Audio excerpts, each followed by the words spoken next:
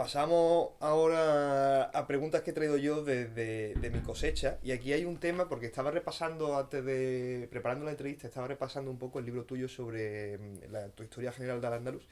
Y hay un tema que lo hemos hablado alguna vez, que es tu visión de Al-Ándalus como un proto-renacimiento. Que es un tema que me interesa mucho, ¿no? Porque además es una cosa que tú haces mucho énfasis en el libro y me parece que es muy interesante, ¿no? Para una persona a la que esto le resulte extraño, ¿cuál sería como tu argumento principal para defender ese Al-Ándalus como un proto-renacimiento?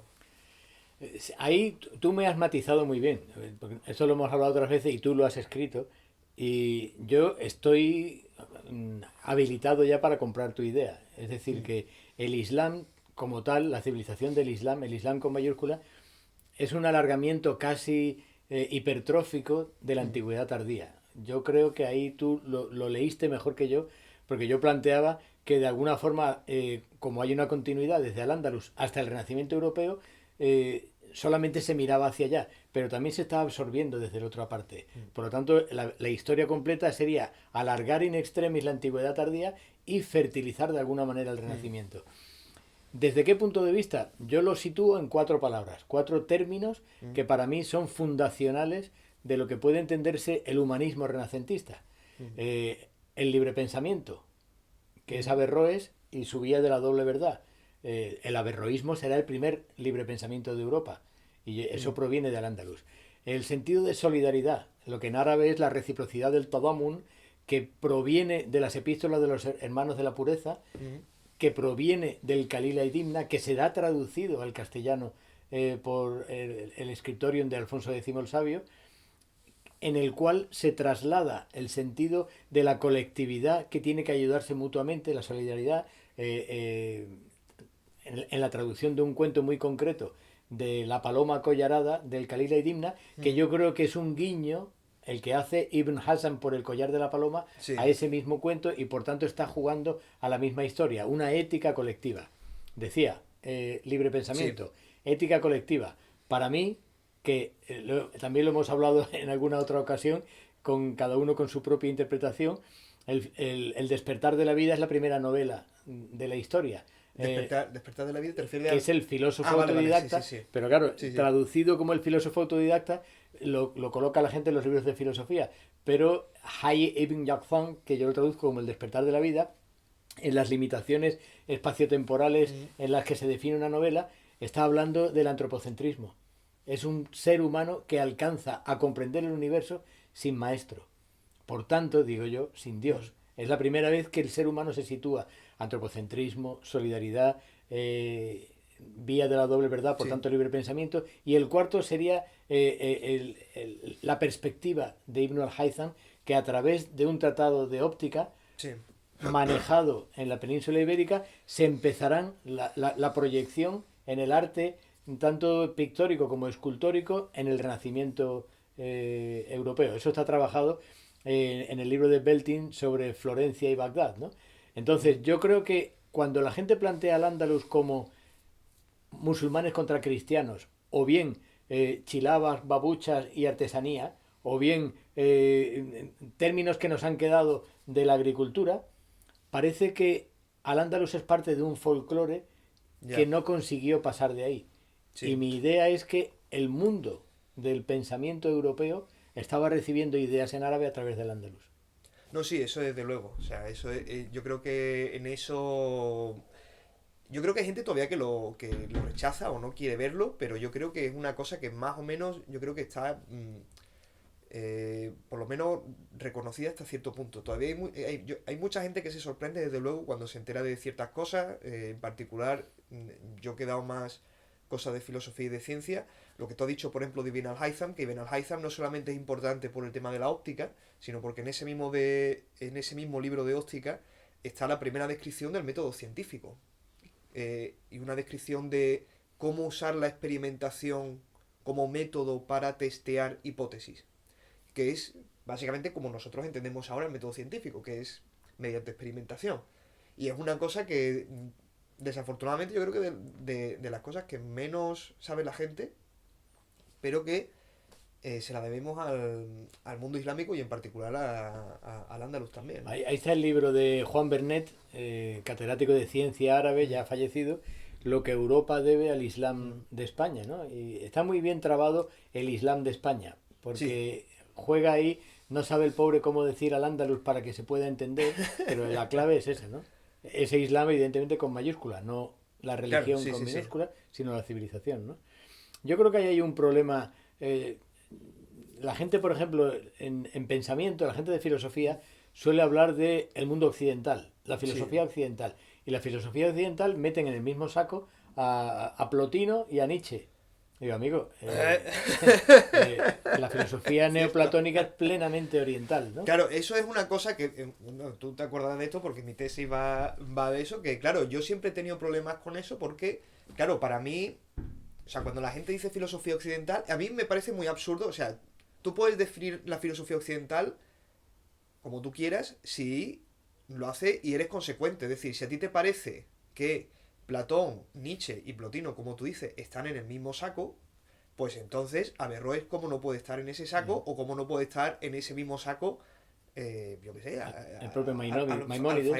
O Maimónides. O sea, si tu cuestión es lo que se ha hecho en el territorio definido entre el Ural y el Atlántico y del Mediterráneo sur hasta Noruega, ahí también está Averroes y ahí también y eso tiene que ser filosofía occidental si no está en árabe.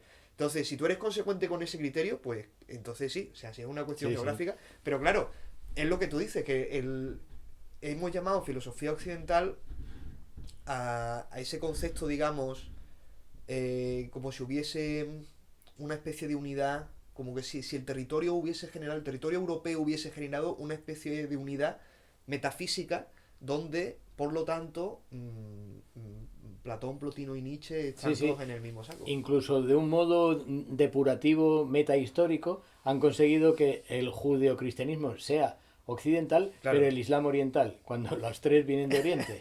O sea que hay un juego ahí de el cherry picking que dicen los ingleses. Estamos cogiendo esto, cogiendo cerezas según queremos. Exactamente. ¿No? O sea, o hablamos de filosofía, y eso es universal, porque si hablamos de Platón y su mundo órfico está mirando hacia Oriente, no está mirando hacia Escocia, este hombre. O sea, si hablamos de filosofía, que sea filosofía. Esto es como los derechos humanos. Los derechos que sean humanos. Ahora, derechos humanos islámicos, todo adjetivo posterior está limitando. Entonces, filosofía es filosofía. Claro, es método. Claro, es que hay una cosa, hay una entrevista de Neil deGrasse Tyson que me pareció muy graciosa. Me decía, la ciencia es de quien la hace. No tiene adjetivos, no hay... Perfecto. Pues la filosofía en realidad es lo mismo. O sea, filosofía es del señor que se sienta a filosofar. Y ahí te da igual. Vamos, la forma en que Avicena, Ibn Sina, en Persia, estaba tratando de encontrar vacunas, entre comillas, para acabar con la peste, es un método científico al 100%, es filosofía pura. Vas a decir que eso tienes que ponerle occidental u oriental. No, es un hombre de ciencia. Por tanto... Claro, es que a las personas de ciencia realmente les da un poco igual. O sea, esto es una pregunta... O sea, esta cuestión de catalogar a estos pensadores es un poco absurdo. A mí, una cosa me gusta de esto, de ¿cómo era el libro este de Abenpaque? ¿Cómo era? La ciudad... No. El régimen del solitario. El régimen del solitario, claro, como que los filósofos están en otro... cuando me lo imagino en así... claro, me los imagino todos juntos. Claro. O sea, como si estuviese en una especie de paraíso y tal. Me los imagino todos juntos, porque el que ha filosofado, el que ha utilizado su intelecto y se ha unido, como diría Benpaque, al intelecto agente, ese le da igual de dónde es. El cuadro de la Academia de Atenas. Claro, exactamente. Que está allí Averroes. Exactamente. Cosas más así que había traído, que esto también, repasando tu libro, me parecía interesante, el papel histórico del miocid, porque es una cosa que no me acordaba yo, pero que mencionabas en tu libro, ¿no? El miocid y y esto hemos hablado de las taifas antes, pero que tú hablabas del miocid en ese libro como el defensor de lo taifa. El miocid es el gran héroe peninsular. Ahora, a quien está defendiendo es más problemático, porque está defendiendo el reino de Valencia, digo en su funcionalidad histórica, no en su papel de mercenario, Sí. porque en su época era una espada al servicio de un buen postor, ¿no? Hay un momento que él dirige la taifa de Ujú. Valencia, mal llamada taifa, es decir, el reino de Valencia, Sí, y lo está defendiendo de dinastías norteafricanas. Está defendiendo a la península ibérica de una invasión del norte de sí, África. El problema que tenemos muchas veces con la historia de Al-Ándalus es pensar que desde el 711 al 1492 todo era ya una mancha de coloración sí, exactamente igual y que nada pasó dentro. No, no, aquí sí hubo invasiones, que se lo digan al rey Al-Mutamid de Sevilla, que entraron los almorávides y se lo llevaron cargados de cadenas a Marruecos. Bueno, sí. pues el Cid estaba en el mismo bando que Al-Mutamid. Mm, Estaba defendiendo la península ibérica de invasores norteafricanos. Ese Cid se llama Sidi, es decir, Cid, mm, señor, porque sus tropas le dirían Sidi, porque hablaban árabe. claro, Por lo tanto, ¿qué religión tendrían? Pues todas las religiones que había en la península ibérica claro. y alguna que otra más, alguna que pasara por aquí, ¿no? Con tal de que entendiera las órdenes en ese idioma en el que se daban las Sí. órdenes, ¿no? Pero luego además es interesante porque luego se eleva a la mitografía, es decir, luego se le Mm, crea toda una leyenda escrita.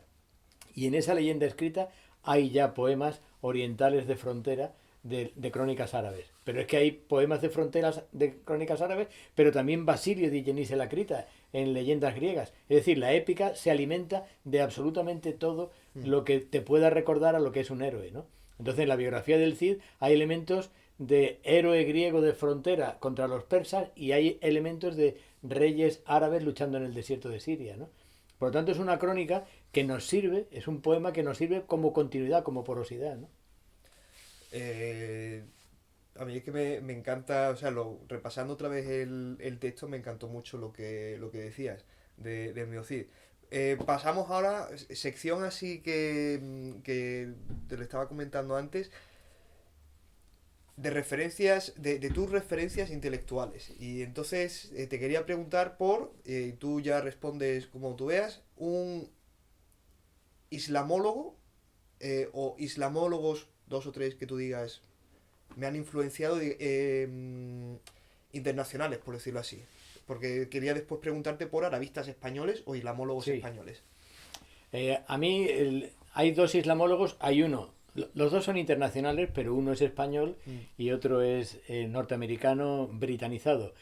Miguel Asín Palacios, mm, porque es un hombre de una honradez intelectual impresionante, al margen de cuál sería su coloración política o cuál sería su vocación religiosa. Pero la obra de mm, Miguel Asín Palacios es internacional. Hasta los años 50-60, en cualquier rincón del mundo que alguien hubiera estudiado algo de Islam, sabía quién era Miguel Asín Palacios, ¿no? Y el otro para mí, a partir de 1978, John Wansbrough. John Wansbrough mm, cuando dice, ojo, hay que entender la historia de las religiones como entornos sectarios de gente que está reaccionando frente a un acontecimiento histórico y busca una historia de salvación. sí, Por lo tanto, no vayas a decir que una religión creó un acontecimiento histórico, sino que un acontecimiento histórico creó una religión. Mahoma no es la primera ficha de dominó de lo sí, que Henri Pirenne llamó la gran invasión de Occidente. No, no. Es la herencia de las ya. luchas entre el imperio bizantino y el imperio persa. Entonces a mí esa cosmovisión es la que me acompaña siempre en mi duda científica sobre la islamología, ¿no? Y aquí en España, o sea, ahora mismo, porque Wasbro y Miguel Asín Palacios pues ya no están, ahora mismo qué autor, qué islamólogo, qué arabista español o de fuera te llama la atención o piensas que está haciendo un trabajo interesante. En España hay una escuela de islamología y de arabismo impecable, impresionante, muy numerosa, ¿no? Yo destacaría la obra fundacional de Pedro Martínez Montávez, que Mm, fue el que se trajo la historia del arabismo al mundo contemporáneo. mm, Es decir, la gente se dedicaba a lo árabe exclusivamente para entender las crónicas andalusíes y él se lo trajo a entender el mundo árabe contemporáneo. Es el que mm, levantó la cabeza y dijo, sabéis que hay árabes ahí, ¿no? Entonces, el sabéis que hay árabes allí contemporaneizó nuestros estudios. Y luego, Bernabé López García, para mí es el que hizo la historia del arabismo español. El otro día decía mi amigo José Antonio González Alcantú, catedrático de Antropología de mm, Granada, que la obra de Bernabé López García sobre el arabismo español precede a la obra de Edward Said sobre el orientalismo, pero está preludiando que hay una forma orientalista y africanista que ha tenido España de tratar estos temas. Entonces, para mí, es una idea fuerza de lo que después será el arabismo, ¿no? Y luego hay un arabismo, podemos decir, mecánico, de coger la fuente y trasladar con sutileza, el que citaba Juan Bernet sobre la ciencia árabe, Julio Samsó, pero es que hoy día hay una islamología con Juan Pedro Monferrer, con Francisco del Río, hay un arabismo con Juan Pablo Arias Torres, con Salvador Peña, Carmen Ruiz Bravo sobre el pensamiento, Luz Gómez García sobre islamología contemporánea, mil nombres, ¿no? Álvarez Osorio sobre el mundo de Palestina. Es decir, verdaderamente, yo no sé en otras facetas del conocimiento comparados con el resto del mundo, pero el arabismo y la islamología española es de un calado y de un prestigio internacional impresionante, ¿no? Pues yo creo que ya con esto, yo creo que no había dejado nada más. Eh, sí, bueno, una pregunta así un poco... ¿Cuál sería, si lo tienes, que igual no, pero cuál sería tu personaje favorito de Al-Ándalus? Alguien que... Mi personaje favorito es Ibn Tufail. Ibn Tufail. Ibn Tufail. Ese tipo que está en la cuerda floja entre un fundamentalismo norteafricano islamista y quiere hablar de pensamiento islámico, quiere citar a Al-Ghazali, Al-Ghazel, pero no se atreve porque está prohibido, entonces inventa una gacela en su libro para hablar de Al-Ghazali, porque Al-Ghazali y Ghazali suenan igual, que inventa un género nuevo, que para mí es la novela, porque quiere contar una serie de cosas sobre cómo el ser humano no necesita a Dios para estar en este mundo, que hace una primera novela de ciencia ficción, porque el final de El despertar de la vida, del filósofo autodidacta, es un viaje galáctico que a mí me recuerda siempre al último cuarto de hora de 2001, Odisea del espacio de Kubrick, porque está yendo entre los planetas para descubrir allí al gran niño que hay dentro de todos nosotros, ¿no? Este hombre es impresionante, es un hermano en el tiempo, que diría Juan Goytisolo, es de nuestra generación, de la gente que queremos comprender el mundo, ¿no? Pues, Emilio, muchísimas gracias. Yo creo que ha sido, vamos, no sé cuánto tiempo llevamos, pero ¿cuánto es? Vamos, ya llevamos un buen rato aquí, pero muchísimas gracias por contestar tanto las preguntas de la gente que ha escrito en los comentarios cosas saludables de comentar, como las que he traído yo. Y nada, muchísimas gracias y espero que igual podemos repetir esto el año que viene. Esto se puede convertir en serie si tú quieres. En serie. Pues nada, muchísimas gracias y nos vemos próximamente. Encantado.